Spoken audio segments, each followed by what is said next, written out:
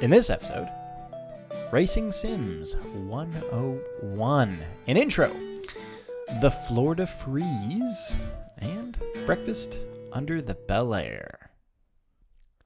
Welcome to episode 127 of the Weir Auto Show. What's going on, Derek? Mr. Michael Rowell, I believe that you might have a spare bedroom now. Yes, I just may have done a little bit of a move thing and did a little upgrade from a Juan bedroom to a Dos bedroom. If you have two bedrooms, one is for sleeping and one is for either podcasting. You don't want to know what's in that one. But I'm thinking that yours should probably have something that I have, which is a wheel and pedal set that you can hook up to a computer. Yes, I've been eagerly awaiting the time when I am able to get myself a proper sim. Now, I would like the full, $50,000 get-up with the roll cage and the hydraulics and everything, but homeboy's balling on a budget over here, so don't think that's going to happen. Let's get you up to speed. Speed me up. Okay, so we're going to assume that you have a computer that can run these games. That's a whole different conversation. I'll fix you up with that. I'll help you with that. But we're going to talk about the games and the hardware for the driving, like the pedals, the wheels, the driving mounts, that kind of stuff, right? Yeah. To kick it off, what kind of games do you want to play? So I know when I'm at your house, you have a game that I find to be quite enjoyable. iRacing. Aha. Yes. Yes, which is very realistic. But I know there's some others. Another one that I do want to tinker around with, I had a buddy of mine tell me that it's freaking amazing, is the new Gran Turismo. Mm-hmm. Was it Gran Turismo 5 or whatever it is? Don't remember. Whatever the newest one is. Yes. It's supposed to be amazing. Gran Turismo is very good. Are you going to go... You're going down the PC route, which means... I think I should. Yeah. You're not going to go down the console route, right? I have an Xbox that I hardly use. Okay.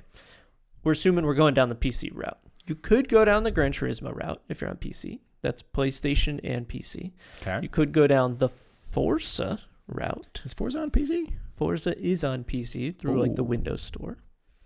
Yes. You could go down the iRacing route. Well, you probably will go down the iRacing route. Yeah. There's some downsides and some upsides to these, but we'll talk about them in a second. Okay. Then the other notable that I know that people play is either R Factor 2, which is a little older, or Assetto Corsa.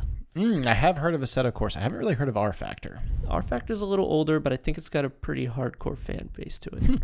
So, of those games, some positives and negatives on each of them. Okay. Gran Turismo, a great game that gives you not as realistic of a feel, pretty realistic, but it's nowhere near iRacing levels. Okay. It is one of those games where you're going to buy it and you're going to have a bunch of cars and tracks to drive right away. Ah, okay. That's the positive. Forza is in the same boat. Fairly realistic, not simulator perfect realistic, not iRacing level, but you're going to have a boatload of cars and tracks to drive. Good. iRacing, not so much. It's a subscription model. It's super realistic. I have gotten to become a better driver from that game, which is ridiculous to think. And it's very expensive because you have to buy all the cars and all the tracks. Ooh, how much does a car that I would want to drive run me? $10-15. Okay, so not crazy expensive, but if you start buying 100 cars...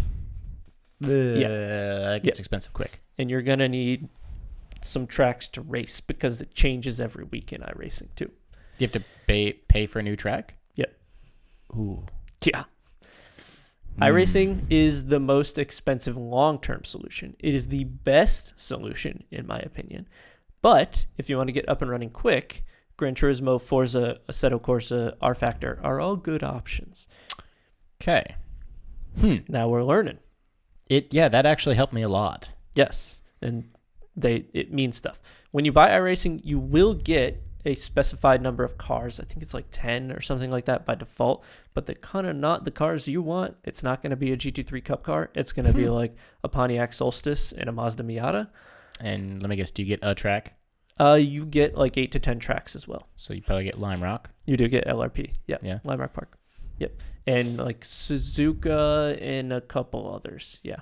Hmm. So you can get up and running. You can race through the rookie classes. But once you get past the rookie classes in iRacing, you need to start paying money to get more tracks, more cars, more. I see. Yes. So depends on the path you want to go there. But regardless of what game you choose, we should talk about what wheel and pedal you're going to choose. Please do bring me up to speed because I don't have a clue. Okay. I know I could get a controller, which is not very realistic, or I could get a wheel and pedals. That's all I know.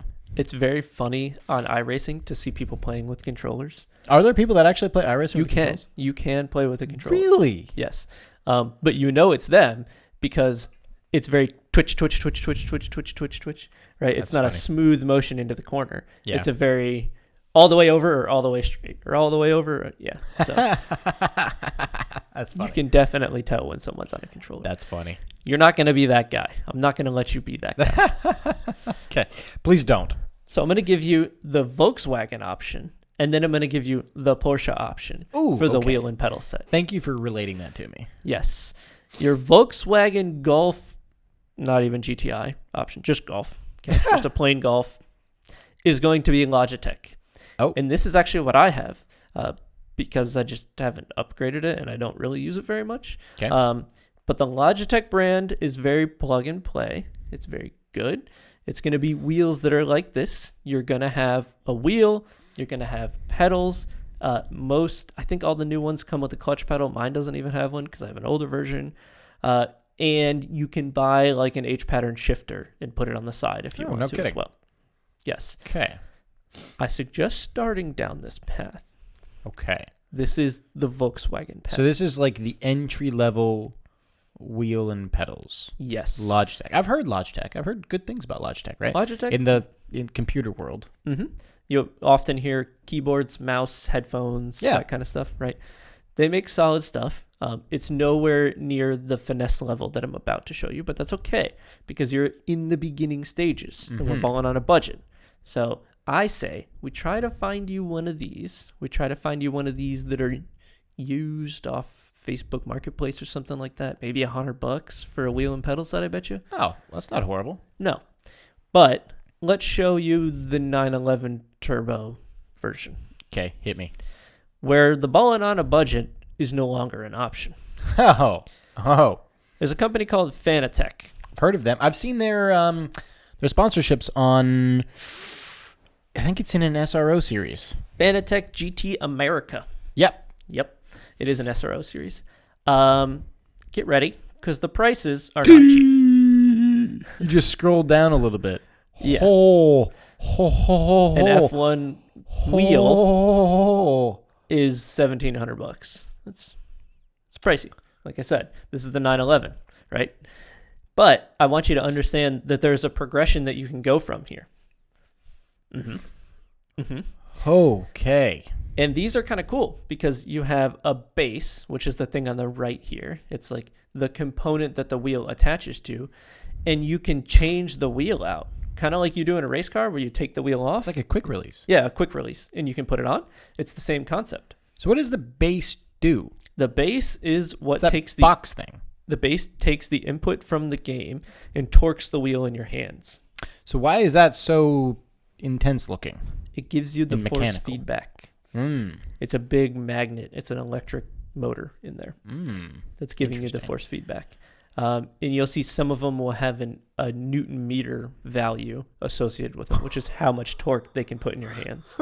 Oh my God. The big ones will break your hand if you crank them all the way up. Really? Yeah, they're dangerous. Yeah. No way. Oh, yeah. Yeah. There are videos of people getting arms and hands broken because they crash into a wall and the wheel goes, and it's rough. Oh my God. You can turn that down. That's a setting. You can turn down the force feedback amount. But That's freaking nuts, dude. Cool stuff, though. Good Lord. Fanatec does have smaller pedal sets that are a little cheaper. There's one, 5 Newton meter. I don't Yep. need 8 Newton meter, I don't think. I don't know off the top of my head how much that is. I'm not sure. It's But you more can than see- 4. Right. You can see like a GT3R That's leather sick. steering wheel with That's all the buttons. freaking sick. Mm-hmm. And the displays will work and everything will work. And you can swap that onto your base, which is pretty cool. I am a big fan of that. That Mhm. is really freaking cool. Yes, Like- it is. That is really freaking cool, actually. Another thing that's really big in the space is pedals that are like this, that are inverted. What do you mean? The brake, the brake and the clutch pivot from the top and not the bottom. Oh, okay. Yeah. Right, inverted pedals. That's another big thing that happens in That this. seems very realistic. It is. That's what all this is all about. Wow. That is really freaking cool. What, a NASCAR wheel? What? You can see that they have a diverse set of wheels, pedals, bases, and you can see how it all plug and plays. That's crazy. Cool. Mm-hmm. That's so nuts. BMW wheels. Mm-hmm. What? They got like the most basicest of wheels. And a McLaren GT3 wheel. Sure. What? If you want it. That's an option. Oh my God. That's crazy. Mm-hmm. That's insane. A nice little handbrake for you. Oh, that looks like fun. Give Some that a little carbon tug. fiber paddles if you want paddle shifters that are carbon fiber. Yeah. Holy cow. This is a rabbit hole that I was not expecting to go this deep into. It's quite the rabbit hole. You can do a lot with them. They're very neat. But like I said, back down to earth. Let's start around here. Let's get you into a game. Let's get you a computer set up. And then you can start buying. Yeah, because Big boy. I don't really want to spend over $1,000 on a wheel and pedals right now. I don't blame you. And I would say as far as a computer goes, we're going to be spending at least $500 to $700 to get you a solid gaming setup. Okay. It doesn't need to be pro, but No. We can find you something. The most expensive part will be the graphics card, but we'll figure that out. Yeah. well, thank you for your guidance, Yes. Sensei. I can't wait for you to get in there and start iRacing with me. It's going to be great. And then bin it, because that's Okay. just what I do. Yes, you'll be the slowest thing in the world to start. Yes, That's I okay. will. Yes, it'll be That's lovely. totally fine. Well, cool. Thank you for your guidance. I look forward to, at some point in the near future, getting on a sim rig and, becoming the Stig of Forza. Perfect. All right. So let's get into some stuff that we've seen in real life, not in the sim life. But have you seen anything while you've been out and about? I did. What'd I you see? saw something real interesting. Oh. I saw a half. It's like a third of a Chevrolet Bel Air. So how do you see a third of a car? Oh, I was at a little restaurant down in a town called Venice, I can and see they where had this is going. cut a Chevrolet Bel Air side off Okay. the car and plastered it on the wall. It's wall art. It's wall art. That's lovely. I love that so much. And this was it. This was so cool. I love it when businesses do that. Mm-hmm. That's awesome. And from what I know, this is a 1957 Chevy Bel Air. I don't know if it's a convertible or not. I can't tell. But it is a neat car. I have some stats about it.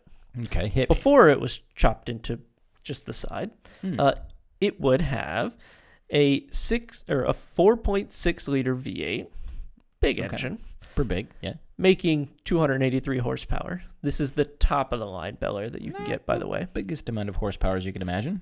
Yeah, but for For the 57, 50s, yeah, for 57, bad. That's not bad at all. not bad. The torque's 290, so around the same as the horsepower. Okay. The actual 0 to 60 time, under 10 seconds, 9.9 seconds. Oh, just under 10 seconds. Yeah, by how much? A tenth of a second. That's all that matters. It's under 10 seconds. You know? Yeah, you're right. All about how you phrase the stat. Uh-huh. I have well over $100. I have $101. Well over. Yes. So it also had a cast iron cylinder block, as it should from the 50s. So a cast iron cylinder block. The engine block was cast I iron. wonder how much just the engine block weighed. Massive amounts. That's how It's much. gotta be so big. The total weight on the car was 3,200 pounds. That's not as big as I thought it was gonna be. It's not too big. And the total number of Bel Airs produced in 57 alone, in 1957, they produced 700,000 Bel Airs. What? 700,000 of them. That's a freaking lot of car. We were talking a couple episodes back that Rivian has produced in their lifetime somewhere 15 to 20,000 cars. In their entire lifetime. That's like That's week. lunch break. That's a week. That's literally a lunch break for the Bel Air, it seems like. That is ridiculous, man. Oh my God. They produced a lot of them. That's a massive. That's a lot of Bel Airs. That's why they have enough to put one on a wall. I guess that's why you saw a half a Bel Air. A half of one. The price back in the day, anywhere between $2,000 and $3,000. Wow. The value of a dollar. Oh, the value of a dollar. Wow, the value of a dollar there, because that is not a $2,000 car now. No. Nowadays, it's going well kept-ish, good enough, is going between $40,000 and $60,000. Oh, yeah. Well, but I wonder how much $2,000 is in today's dollars. Didn't do the conversion in that. Let me do a quick Google. Yeah, I would be curious to know that as well. Overall, I love when restaurants do this kind of stuff. Do you know of any other restaurants around here that do this kind of thing? I can think of one. Ford's Garage. That one. Yeah. So I did a quick little Google here. According to a Google search, $2,000 in 1957 would equal about $21 and change today. Oh my! $21,000 and change. Oh, okay. Sorry. I was like, what? Not 20. $21,000 and change today. It's still gone up. It's almost doubled or tripled its value. Yeah. If you adjust it for the times. Yeah. Wow. Cool car, cool restaurant down in Venice. I suggest it. I can't remember the name. I'll put it in the description down below. Fair. Either way, love it. Think that's freaking awesome. Yes. Did you happen to see anything? I did see something a bit perplexing. Cool, but perplexing. I was out for a drive, and I went past a gas station. And a long time ago, we had an I wish they would have that had to do with gas station air pumps. Yeah. Well, I saw a supercar using a gas station air pump. I feel like that's not the car you see at a gas station air pump. What car was it? It was a Ford GT. Ooh. I feel like if you have a Ford GT, you have an air compressor at home. That, or you should probably be putting nitrogen in the tires, right? Something. But I literally drove past a gray and silver, or a silver and gray Ford GT using a gas station air pump. I mean, it's better than running them low on air, but still, it's... Yeah, pretty wild. Doesn't feel like that should be in line with the Corolla trying to put air in the tires. Right? Like, in the gas station, there was, like, all sorts of other cars, right? Corollas and Hyundais and trucks. And then there was a Ford GT using the air pump. A silver and gray Ford GT. It was a beautiful spec. It was gorgeous. But I was thinking, I didn't expect to see that at the air pump. It's kind of odd. This reminds me of the situation where I saw a Lucid Air sitting at the gas pump. Yes. And I went, huh? Yeah, again, why? What? What? You have no business being here. Yes, this does not compute. Yeah, that is kind of odd. Yeah. But, yeah, it's my spot of the week because it was a cool car to see. Yeah, it is a cool car. Yep. And I believe this is it, right? That is yes, it is. essentially the spec that I saw. Weird to see that thing at a gas station air pump. Very odd. But shall we move on? Sure. So let's move on to the I wish they would have. Do you happen to have an I wish they would have? I do indeed. Ooh, So, what you got? it has become cold in Florida For the day, yes. for the 2 days. It would be today and tomorrow. But I wish that all the windows and the mirrors in the car had the ability to defrost. Yes, the mirrors usually do. Usually. Some, not all, but some do. But all the windows, the side windows in particular. That's a good idea. Because when you're trying to pull out of the driveway, parking space, wherever you're at, and you look in the side to see if there's anybody there, or you're going to do a lane change and you look there and you can't see through it, and you got to breathe on the window and then rub it to try to get your little window to see through. Don't you just wish that they had a little heating element in there and they could sort that out for you? Be a good idea. Would be. Yeah, instead of getting your grubby little paws all over the window. Mm-hmm. Yeah. It's a good idea. I do like that. I wish the side windows and the side mirrors all had defrosting elements in them. I like that idea. Yeah. That would be a good call. What do you got? My I wish they would have is something a bit odd. But I wish more garages, like your garage at home, had an inspection pit. Ooh. You see where I'm going. Yes. My first thought is safety. Safety third. All right. I like the idea. I don't think it would ever work well. Never in a million years would it work. No. Because we just know someone named John is going to come out of he's going to forget that he left his car in the driveway and not in the garage. He's going to come stumbling out of the garage door, half drunk at 10 o'clock at night. He's going to throw his beer bottle into the recycling, and he's going to take one step incorrectly, and he's going to die in a pit of misery. Yeah. Yeah. But for ease of oil change and things, it'd be great. It'd be awesome. It'd be amazing. It'd be For awesome. ease of working on things, wouldn't that be perfect? It would be. I don't know how well it's going to age, though, in a world where EVs are becoming a thing. No, I agree. Yeah. I agree. But that's my wish it would have. You wish that houses would have... Also, in Florida, it would never work. No, our water table's too high. It's right there. Yes. You go 4 feet underground and you're in water. Which is like a puddle? A pond in your garage? It would never work. An inspection pond? But I like the thought. You see where I'm going. Yes. So yeah, that's my wish they would have. Cool. You got anything else for this episode? No, bud. All right. Well, thanks so much for watching and listening. Thanks again. If you're watching on YouTube, please leave us a thumbs up and hit that subscribe button. Let us know in the comments. Would you want an inspection pit in your garage? I don't know. Maybe. If you're listening on audio only, please do leave us a 5-star rating and a review on your platform of choice. And don't forget, follow us on social. Facebook is We Are Auto. Instagram is WeAreAuto_.